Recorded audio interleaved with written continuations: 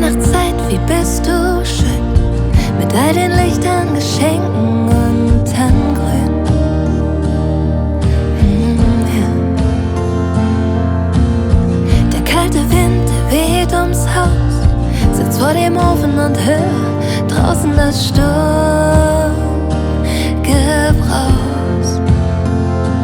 Doch das Schönste,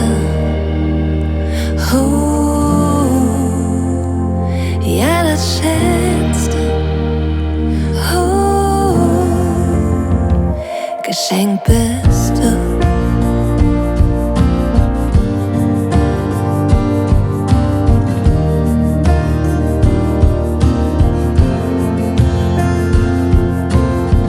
Weihnachtszeit, wie bist du schön.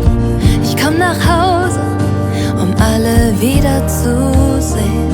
Ich komm nach Hause und wir sitzen dann am Tisch, wie jedes Jahr, erzählen, lachen, diskutieren, wunderbar. Und ich denk, diese Stunden sind so rar.